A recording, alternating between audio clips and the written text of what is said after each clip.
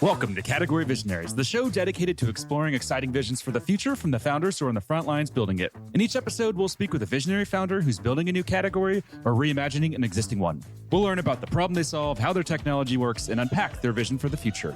I'm your host, Brett Stapper, CEO of Frontlines Media. Now let's dive right into today's episode.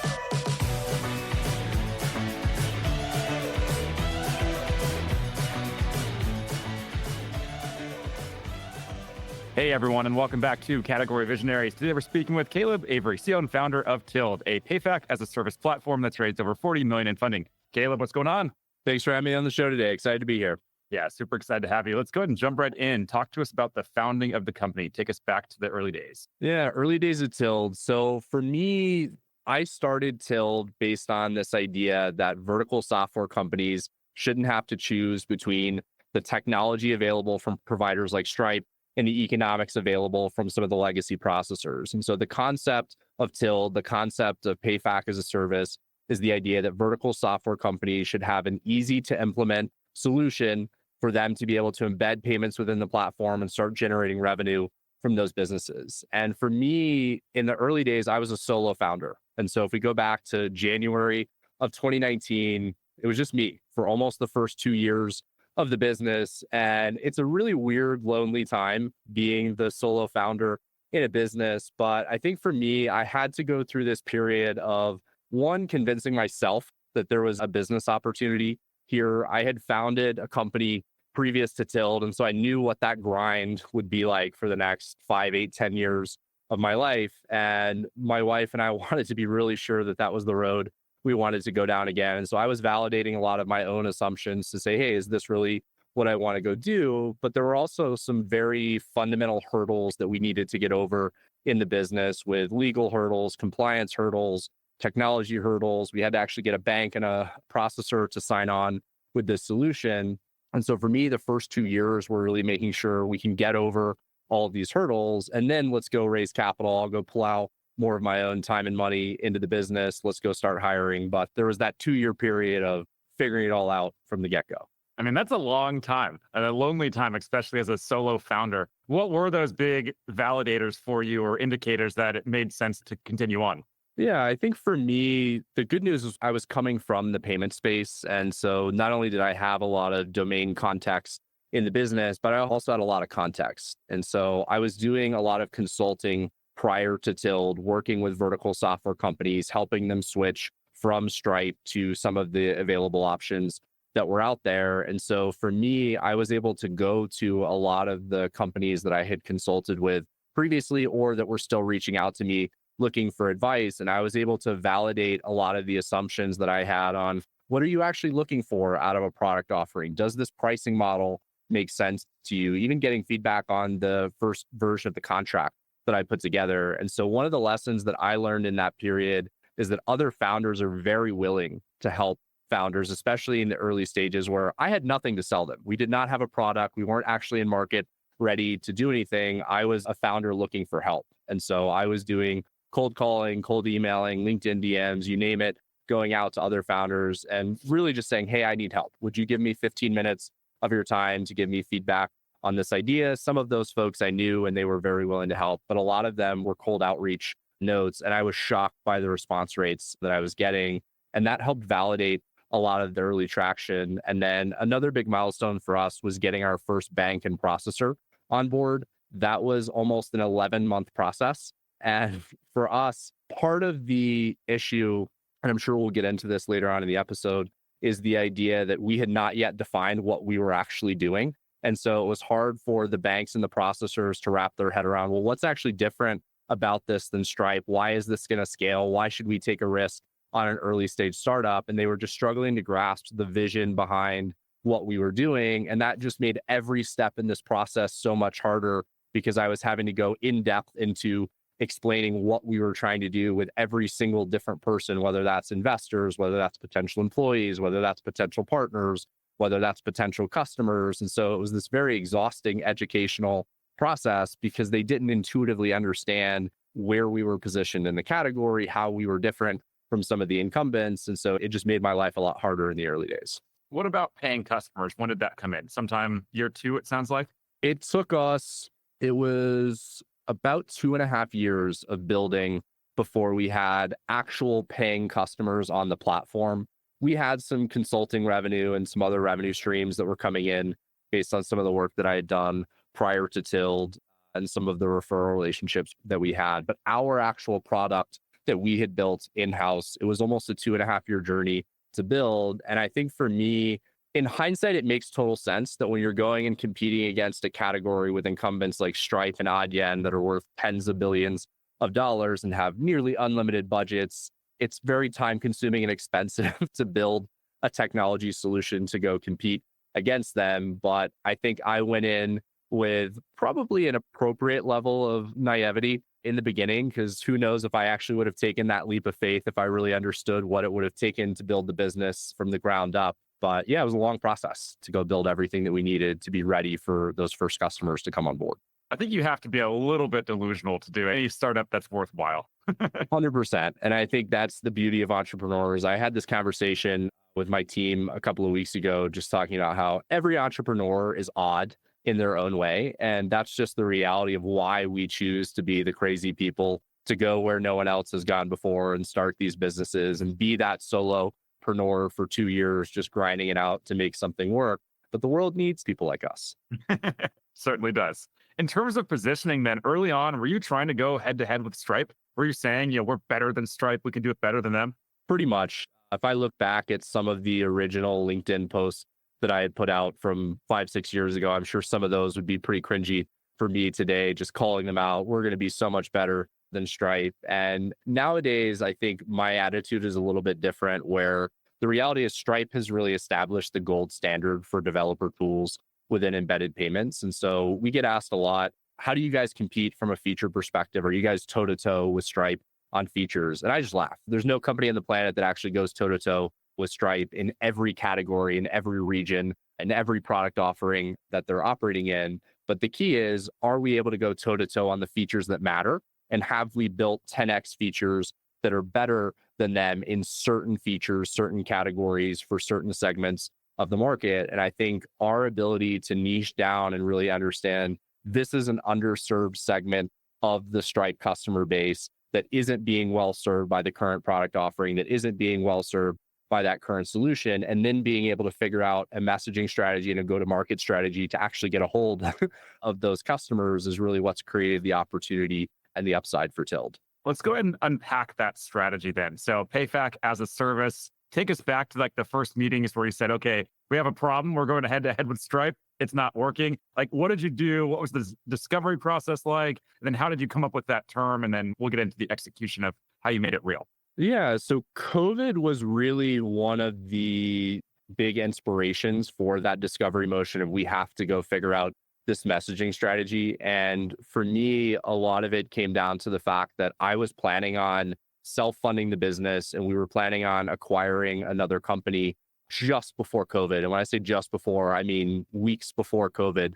We had an LOI in on a business and we had a whole plan of how we were planning to take the company to market and fund the business. And overnight, that strategy fell apart. And for us, there was no hesitation. Within a week of the COVID lockdowns, we'd scrapped the entire playbook, the entire plan that we had developed prior to COVID. And from there, it was, okay, now we have to go raise venture capital. We have to go raise outside financing. And so for me, I took probably the better part of 6 to 8 weeks trying to sit down and really think through putting together a pitch deck. And for me, it was that process of having to nail down the messaging of what I had been explaining in 10 minutes into one slide on a pitch deck that really forced me to condense down and say, okay, how are we going to convey in one slide what we're doing and how we're different from someone like Stripe? And the concept of PayFac as a service was something that I started floating out to a couple of the friendly investors that I had in my network that actually understood the space that we were operating in. None of them invested in the business, but they gave me great feedback on what we were doing. And what I saw was this shift in the tone and the response from them, where they understood what I was doing within the first minute or two instead of the first 10 to 15 minutes of the meetings that I had been having previously. And so it sparked this interest for me in the concept of PayFac as a service. but it wasn't something that we were immediately able to get traction against. It still required education out in the market. And for us, a lot of that education happened through LinkedIn. And so over a period of 3 or 4 months, we started introducing this concept of PayFac as a service and this messaging and this positioning strategy. And the interesting thing to me, having made up the term from nothing, was that by the time we actually launched the fundraising process, some of the early investors that I talked to were like, oh yeah, we've heard of that category. We've heard of this space. And I'm sitting there laughing to myself, like, this term didn't exist 3 months ago. And now these guys are like, oh yes, no, we've heard about this category. And that was a pretty surreal experience for me. This show is brought to you by Frontlines Media, a podcast production studio that helps B2B founders launch, manage, and grow their own podcast. Now, if you're a founder, you may be thinking, I don't have time to host a podcast. I've got a company to build. Well, that's exactly what we built our service to do. You show up and host, and we handle literally everything else. To set up a call to discuss launching your own podcast, visit frontlines.io/podcast. Now, back to today's episode. Were you intentional that it was category design? Like, were you thinking, okay, I read Play Bigger, I need to create a category, or was it just part of your positioning strategy? I would say for me, we really were trying to establish a different category and establish the paradigm that we're fundamentally building something that's different than all of the incumbents that have come before us. And a number of the then competitors at the time were utilizing this terminology, PayFac in a box. And so there were already investors that understood the concept of PayFac in a box. And so they had attempted to create that as this category alternative to Stripe. And for me, I had worked with a number of those companies as a consultant, working with some of the larger platforms that I was consulting with. And for me, I was absolutely convinced that that was the wrong approach for these vertical software platforms. And the general thesis being, PayFac in a box thought that each vertical software company should become its own registered payment facilitator. And my experience was that almost zero vertical software companies actually wanted to be registered payment facilitators. And so the concept behind PayFac as a service was really resonating with these vertical software companies that were saying, I don't want to go be a registered PayFac. I want all of the benefits as though I'm becoming a registered payment facilitator with 5% of the effort. And I think that was the allure initially of this concept, was that we are fundamentally differentiating ourselves from the alternatives that came before it and creating a new category in the process. One thing that I find interesting about what you've done is you didn't just declare the category and name the category very well. You've also evangelized the category. As you were just talking about, people knew the term 3 months in. What was that playbook? Can you unpack that for us of what you were doing exactly on LinkedIn? Yeah, I think for me, originally where I started on LinkedIn was a 2-part process. Thing one was that I hired a ghostwriter to come in and help me write content. And a lot of that was blogs, ebooks, and longer form content pieces so that people could understand what it was that we were talking about. And I think the market really responded well to that, because there weren't, especially at that point in time, a lot of folks putting out content in this space. And so the buyers that were out in the market were really trying to educate themselves on the space, on the category. How does payments work? How does embedded payments work? How does interchange? And so by putting out that content and becoming a thought leader in the space, we were the go-to choice whenever they were ready to buy an embedded payments or a PayFac as a service solution. And so I think that was very helpful for us. But I think thing two for me, which really wasn't an intentional part of the strategy, to be totally honest, for quite a while, was posting more things about my personal life and my personal journey of building the business, and just sharing the ups and downs of my life as an entrepreneur, my life now as a dad of 3, my life as a aspiring golfer. And so I think by allowing people to understand who I was as a person, it made me more approachable for some of the companies that were coming to us and saying, hey, we're not ready to make a switch, but we are curious and we are looking to get more educated on this space. And so they were reaching out to me saying, hey, Caleb, we've seen your content. We followed the journey. I have 2 toddlers of my own. I resonate with the diaper stories or whatever the recent post of the time was. And I think that combination of posting educational thought leadership content, so I actually know what I'm doing about payments, but I'm also a human being that has children and has a life outside of the business. I think the combination of that strategy in hindsight is what drove a lot of the growth that we saw from LinkedIn and a lot of the inbound activity that's helped drive the business even years later. How do you think about that split? Because I've battled something similar where I do some personal content, like I did an ultra run, I did some write up about the lessons learned, banger. I think I got like 1,000 likes. Very few of those people were my ICP. They were just random people on LinkedIn. And I'll do another post that gets like 5 likes, but it's 5 people who are my ICP. It's perfect people. We're trying to sell to them actively. How do you think about the balance between those two? Because I'm emotionally tempted to always just post the bangers that are going to get a lot of attention. But I also know like the ones that get the right people are what matter to me at least. But how should I be thinking about it? How should founders be thinking about it? Yeah, I would say even just the fact that you understand who the folks are that are looking at and engaging in each one of those posts is a good sign that you're paying attention to the right metrics. I think it's easy to get caught up in the vanity metrics of, wow, this post had 30,000 views or whatever it is. But okay, how many DMs did that drive? How many inbound leads did that drive? Was that actually helpful and successful for you? I think for me, there's times where I'm better about having a balanced strategy and we've got a 30-day or a 90-day calendar of what's going on. And then there will be periods where it's just insane in the business or I'm wrapping up a fundraising process. And I honestly don't put pressure on myself during those times to 2 times a week on personal and 2 times a week on business. If I can post it all during those periods, I'm happy with it. And so I think some of that, just taking the pressure off, has allowed me to be more authentic. And if I feel like putting out a business post today, or I have a topic that feels relevant, I'm going to put it out. If I feel like a personal topic, I'm going to put it out. But I really, especially these days, try not to force content just for the sake of it's Thursday, I need to go post today. If I'm not feeling something that's authentic, I would rather not post. And maybe that's just me personally. I think you can always tell when someone's trying to do it intentionally. I feel like that's always my hesitation to go really hard on the personal side, is it just feels so forced at first. I think maybe after you've done it, for like a few months, people get used to it, but maybe this like awkward phase, like the first 3 months of talking about your personal life, it's very obvious what you're trying to do and what you're trying to achieve, I think. Yeah, do people really care? My wife is the best at just taking me down a few pegs where I'll show her a post that I thought was funny or did well. She's like, why would people care to read something like that? And to me, it's a great thing about our relationship that she's willing to say, things like that. But it is a funny part of the process. I get that filter from my wife with memes that I want to share.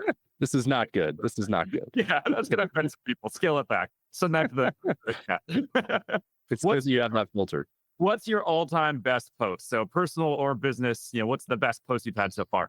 I would say one of the posts that really made me laugh over the last few months was we had a case of missing car keys. And this is something that my team, my friends, my family had all been following along on this journey, because it was about a 6-month process from when the keys went missing to when I ultimately found the keys. And we had blamed everyone. It was my mom, it was my dad, it was my wife, it was me. And in the end, it was our 1-year-old that had taken the car keys and he had hidden them in a drawer in my closet. And so the post is something that was cathartic for me, because it was something that a lot of people in my life had just been following the frustrations, because I didn't want to buy another set of keys, because I knew the second that I bought another set of keys, I was going to find the keys. And literally the week that I had given up and I had gotten the order form from Mercedes, I'm going to go buy a new set of keys. I'm packing for a trip to the beach. And in the bottom of my drawer of bathing suits and shorts, sure enough, is toys, a row of toys and my car keys. And so I have found the secret stash from my toddler and uncovered the mystery of the missing car keys. That's awesome. I'll dig up that post and I'll link to it in the show notes. That's awesome. Please do. What else were you doing to evangelize the category, or what have you been doing that's been highly effective, and anything that you tried that wasn't effective? Yeah, I would say one of the other things that we did that's been incredibly beneficial for us has been applying to speak at relevant industry conferences.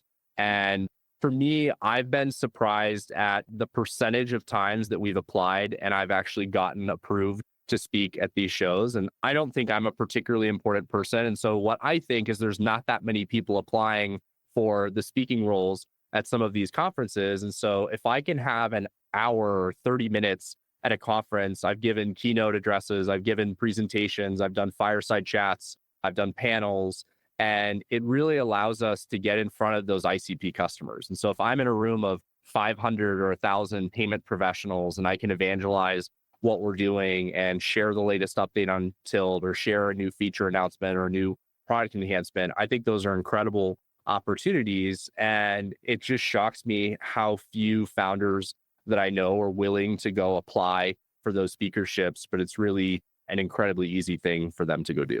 Are they mostly pay to play? A lot of the ones that I typically look at, you apply and then they say, oh, it's just for people who have a booth, but we can get you in if you pay. So these are not pay to play or not often pay to play?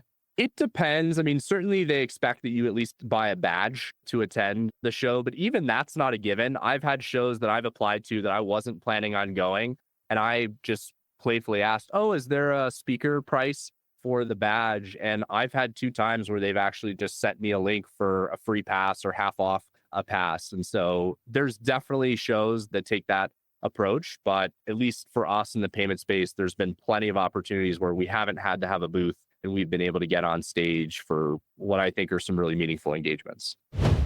This show is brought to you by the Global Talent Co., a marketing leader's best friend in these times of budget cuts and efficient growth. We help marketing leaders find, hire, vet, and manage amazing marketing talent for 50 to 70% less than their US and European counterparts. To book a free consultation, visit globaltalent.co. What about competitors embracing your term? So we had Godard Abel on, CEO and founder or co-founder of G2. I was asking him for advice for founders who want to create a category. His advice was, collaborate, partner with your competitors. I think you're in a unique situation where you really did coin this phrase. How does it feel now that competitors are starting to use it? I forget exactly what the phrase is, but something like imitation is the sincerest form of flattery. And I think for us, I take that attitude most of the time. And for a lot of the competitors that have adopted the terminology, I just think, hey, there's plenty of room out there for all of us to be successful. There's some legacy folks, I won't name names, that have adopted the philosophy or the terminology. And I'm just thinking, you guys didn't change anything about your technology that you had in market 10 years ago, and you've now slapped a new brand on it. And that I take exception to, but actual new competitors that have built sensible technology and are latching on to the terminology, I think more broadly is good for all of us as a category because it establishes credibility for the space as a whole. And the reality is we're either going to win deals on the basis of the technology and the approach that we've taken or not. And so we don't put a ton of time and energy into thinking about what our competitors are doing. We're running our own race. Have there been any trade-offs? What I've seen when I've been part of some category creation efforts is it's similar to kind of when you niche down to a market. You are saying no to certain opportunities, especially if they are looking for more of a legacy solution. Have you had trade-offs like that? I would say the biggest negative that I've seen in the process is that it took a lot of time, energy, and money from an educational perspective over the first 12 or 18 months. But I think at this point, now that we're established as that original provider in the space and we've gotten to scale and we've got some marquee partners on board, I really think it's pretty much all gravy at this point. And I think for us, we have even niched down further in terms of the ICP customers for Tilt. And so at this point, there's no shortage of demand from the types of customers that we're looking for. And so I don't feel a lack of market opportunity based on niching down. If anything, it's been incredibly helpful for us because we're trying to focus even more now than we were in the beginning. And what's that marketing strategy look like outside of LinkedIn and everything you're doing there? What else are you doing from a marketing perspective?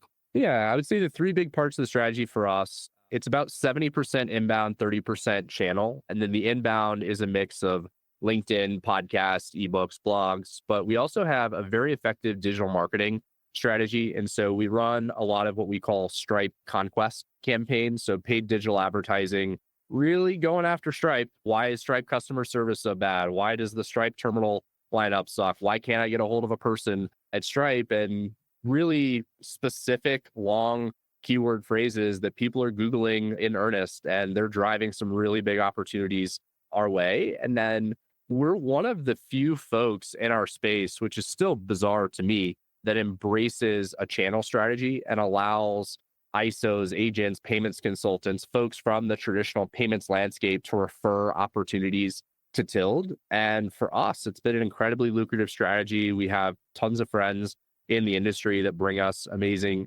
deals, and it's still 30+% of the deal flow for Tilt. And those are commission only partners that are out there evangelizing our name, our brand, our messaging, and bringing opportunities to Tild. And we love building our business that way. Based on this category creation journey so far, let's imagine that a founder comes to you and they're not, on day one. Let's say they're 2 years in, they have a product, but they're struggling with category. They want to go out and create a category. What advice would you have to them based on everything you've learned so far?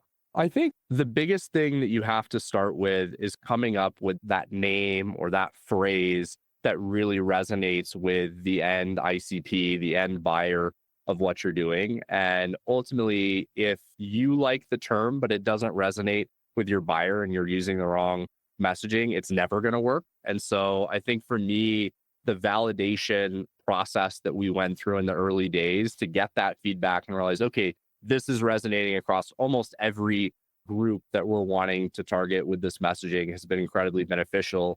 And then I think you have to realize that there's going to be an educational component. You can't just slap a new logo on the website or put out one post on LinkedIn and just expect, well, hey, why don't people know about this incredible new category that we created? You have to be willing to shamelessly put that messaging out there and realize that it could take 3 months, 6 months, a year before that term is really catching on. But once you reach that critical mass, it's incredibly beneficial for the business. And it becomes this, snowball rolling down the hill effect where it's just compounding the benefits over time. But you got to push it up the hill first. And that's the hard part. That's the hard part.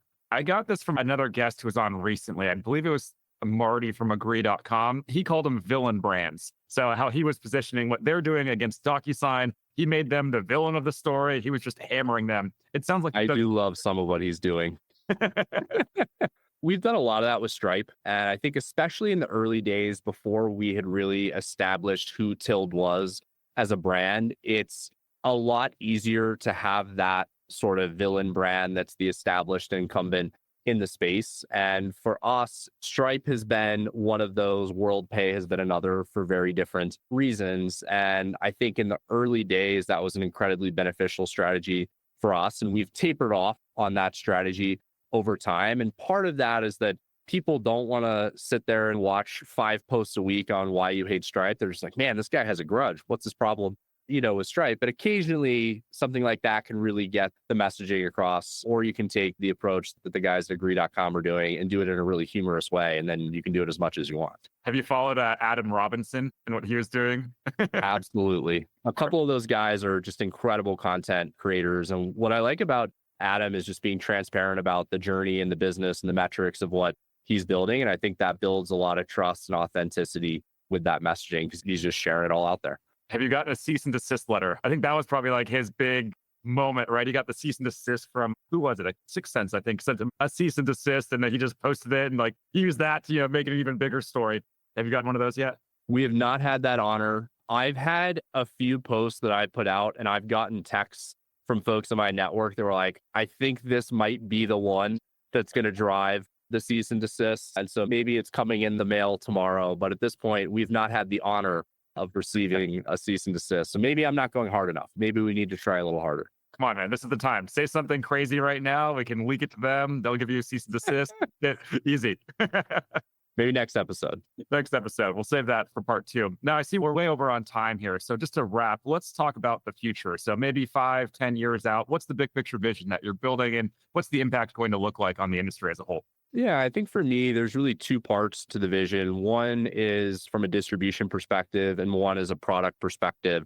And the distribution really unlocks the product opportunity. And so for us, from a distribution point of view, we've signed some monster contracts over the last 6 months with some major incumbent players in the space that are white labeling our technology and distributing it out in their channels. And so that's always been a huge part of my vision, but our core product had to get to a point where it was worthy of selling to these big public incumbents. And so I'm very excited to see where that strategy can go over the next 3 to 5 years. And it really unlocks the second piece of where we've always wanted to go with the business, where when you look at a lot of the large public examples of vertical software companies that have made it, and so if you look at folks like ServiceTitan, Toast, Shopify, MindBody, the big examples of that folks are always pointing to if you're doing a case study on embedded payments done right, every single one of them have moved beyond just embedded payments. Maybe they're doing embedded lending, maybe they're doing disbursements, maybe they're doing banking, maybe they're doing issuing, but they're doing something.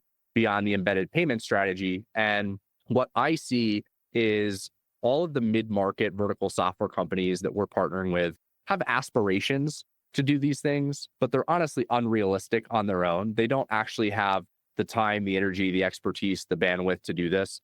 And I see all the same parallels from the early days when every vertical software company is going to be a registered PayFac. My view was, no, they're not. They're not going to do that. And I think we have this opportunity to be that infrastructure provider that can bring best in breed providers together and provide a holistic solution. So you have one API, one contract, one onboarding solution, one reporting solution to get access to all of the embedded fintech solutions that you're looking for. And I think that vision, along with the distribution opportunities that we're creating through these enterprise partners, is going to position us to be that category leader in the years to come. Amazing, man. I love it. Where should we send founders if they want to follow along with this journey?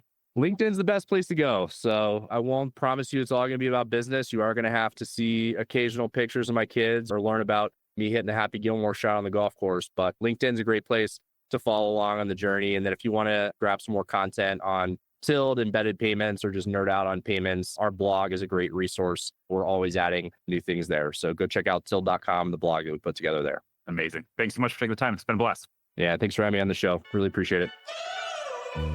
This episode of Category Visionaries is brought to you by Frontlines Media, Silicon Valley's leading podcast production studio. If you're a B2B founder looking for help launching and growing your own podcast, visit frontlines.io/podcast. And for the latest episode, search for Category Visionaries on your podcast platform of choice. Thanks for listening, and we'll catch you on the next episode.